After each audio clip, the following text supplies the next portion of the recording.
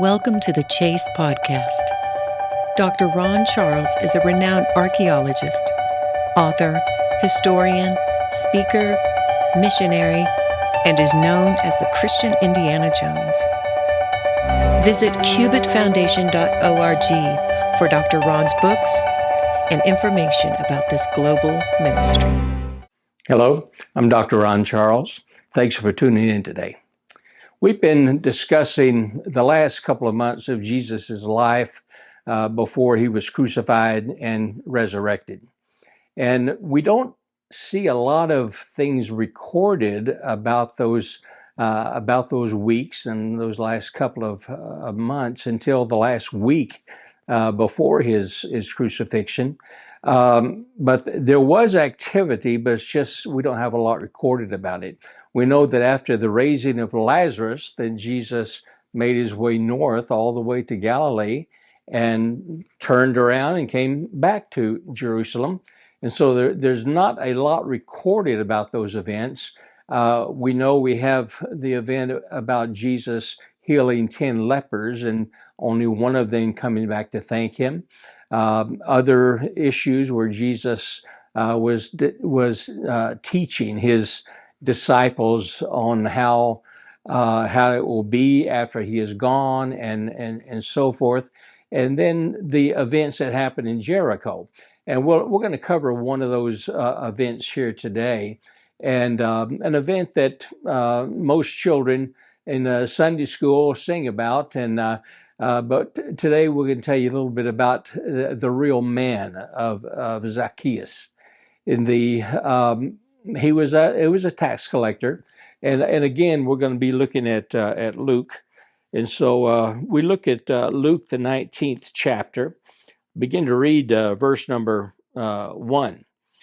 And Jesus entered and passed through Jericho. And behold, there was a man named Zacchaeus, which was the chief among the publicans, or the chief tax collector, and he was rich. And he sought to see Jesus, who he was, and could not for the press, because he was little of stature. And he ran before and climbed up into a sycamore tree to see him, for he was to pass that way. And when Jesus came to the place, he looked up and saw him and said unto him, Zacchaeus, make haste and come down, for today I must abide at thy house.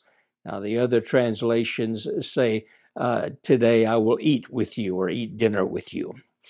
And he made haste, or Zacchaeus made haste, and came down and received him joyfully. And when they saw it, they all murmured, saying that he was gone to be a guest with a man that is a sinner. Zacchaeus stood and said unto the Lord, Behold, Lord, the half of my goods I give to the poor. And if I have taken anything from any man by false accusation, I restore him fourfold, or 4 times more than what he stole. And Jesus said unto him, This day is salvation come to this house, forasmuch as he also is a son of Abraham. For the Son of Man is come to seek and to save that which was lost. Jericho was a fabulous city. It's one of the 2 oldest cities in the world. There's a competition between Damascus and Jericho in what is the oldest continuously occupied city in the world. Jericho by this time was at least 4,600 years old. Now, if you can imagine, if you will, a horseshoe, okay, a big horseshoe, the rounded part of the horseshoe is a mountain range. And then the straight part of the horseshoe is mountains that begin very high mountains and then come down to very low-lying foothills, and then connect the 2 straight lines of the horseshoe with a straight line, and that will be like a wall. Well, the city of Jericho has been was centered in different locations within this area, within the horseshoe area. And the Jericho of Joshua's day was Jericho number 9. And the Jericho of Jesus's day was either Jericho number 22 or number 24. The existing Jericho that's there right now is Jericho number 27. And so what they did is that when one city was destroyed, then they built another city using the same foundations and maybe just moved over a little bit. The city has gone from one of intense squalor, which is like it is right now.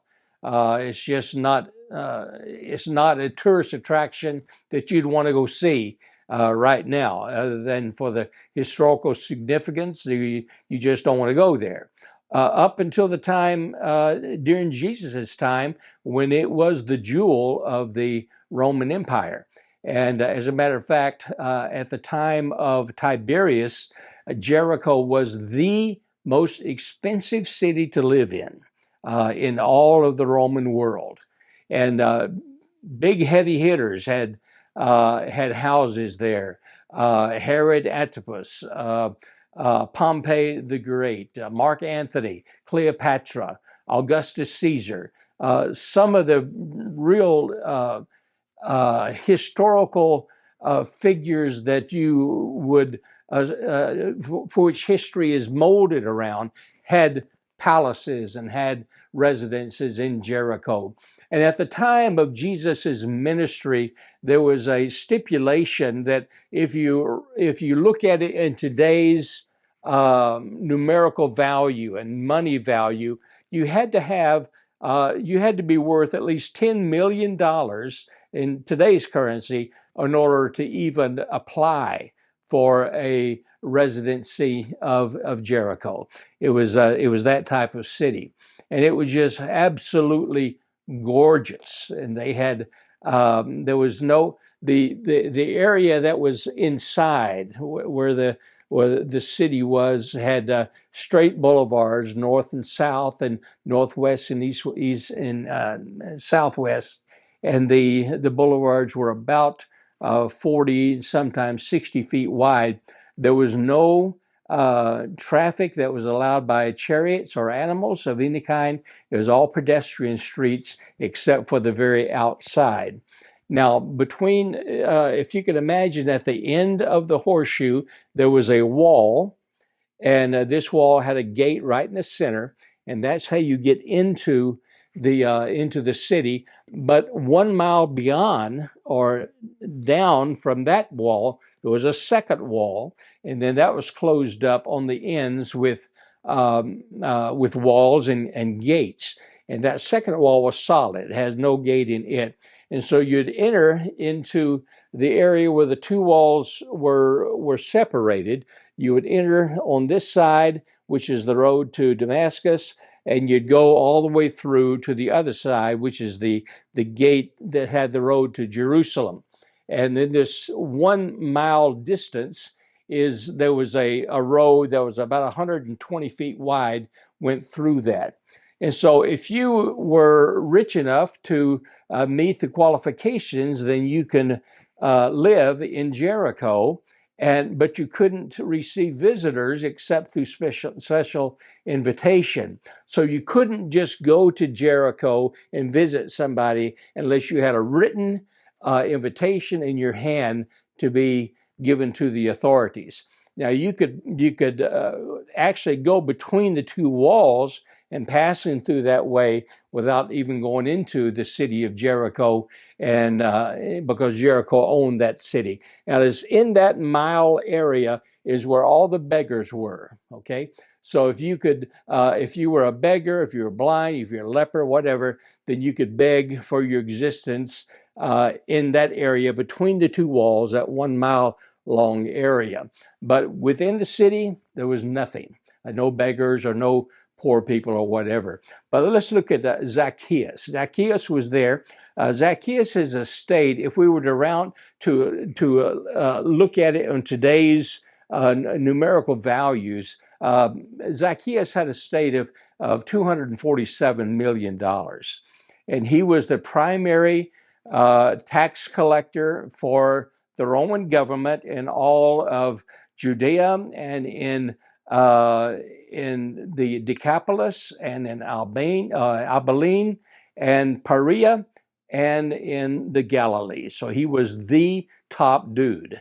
And he wanted to see Jesus. Jesus accepted an invitation from somebody in Jericho. We don't know exactly who it was, but he accepted an invitation, and he and his disciples then were allowed to go into the city because of the invitation. Now, at the outside of the interior wall, and then you have the exterior wall out here, but between that area, right by the gate, there was a thing that was called the pillar of recompense.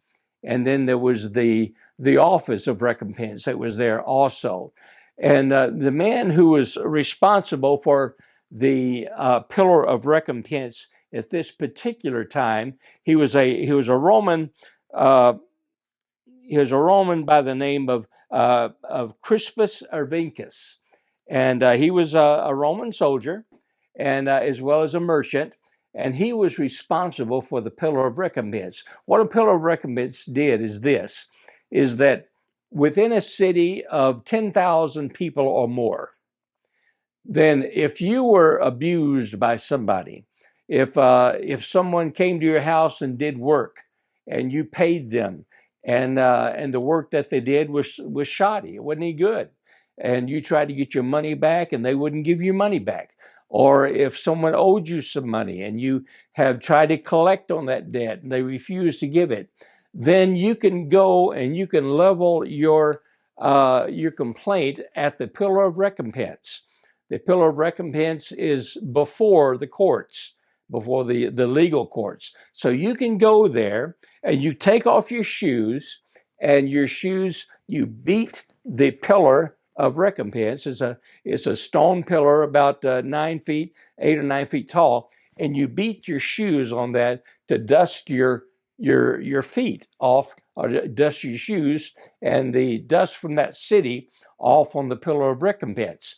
And the clerk of recompense is there to record everything, and his office is there, and he records it. He records the complaint, and he records the fact that you have dusted off the memory of this complaint at the pillar of recompense. So now it becomes the responsibility of the Roman government. So for the next 40 days, the Roman government investigates your complaint. And if they find that your complaint is justified, and if it's true, then that person has to pay you back 4 times more than what the initial bill was.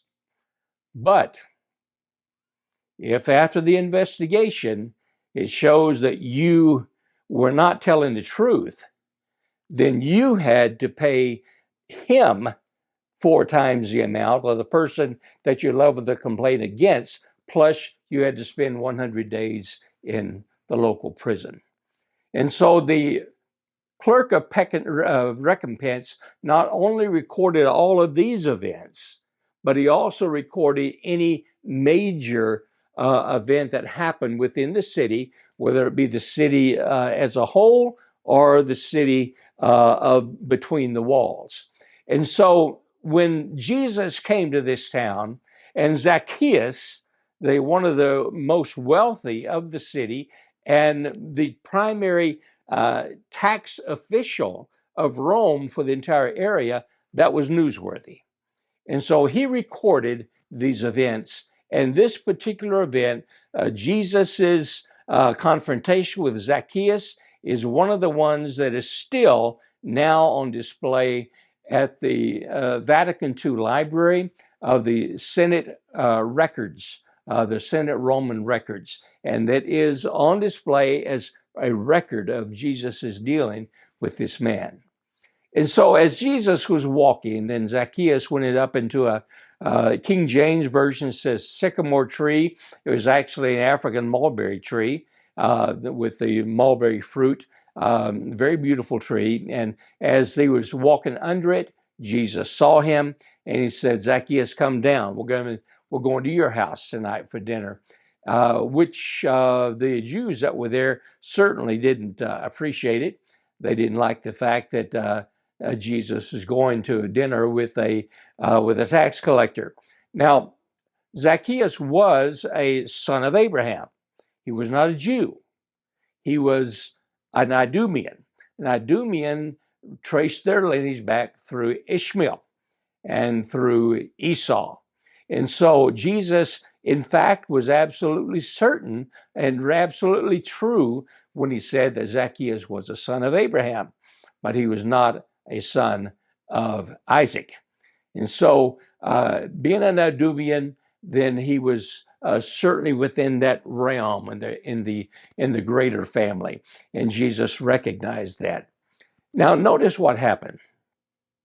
When Jesus and the people that were with him went to the house of Zacchaeus, Zacchaeus said that he was going to give half of his estate, $120 million, to the poor. And then after that, if he ripped anyone off, then he was going to pay them back fourfold.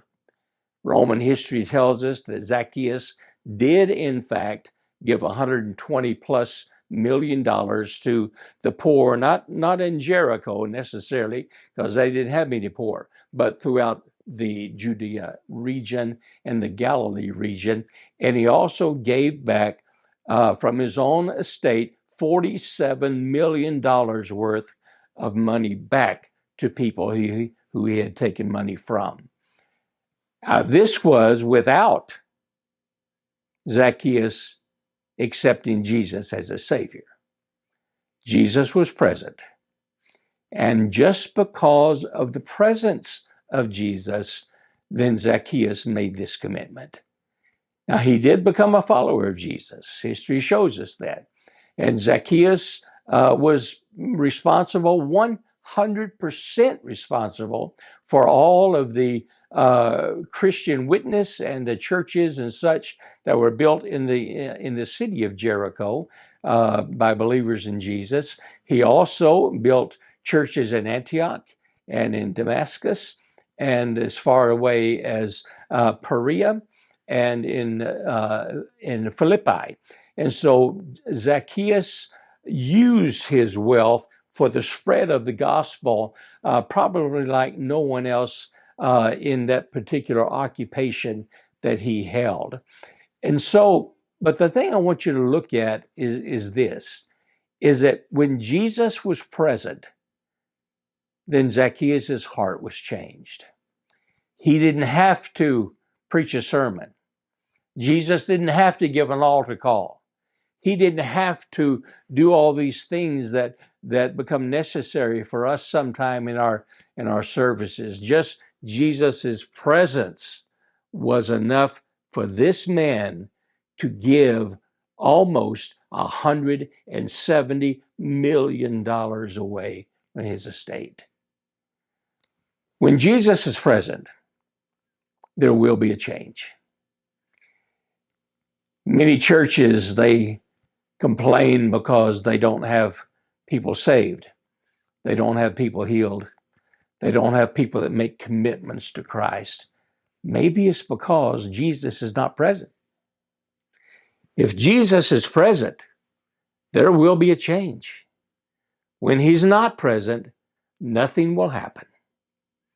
And so if you want to ensure that people are saved and ensure that lives are changed and ensure that family relationships become healed and that the states of mind become changed for the better, then be assured that Jesus must be there.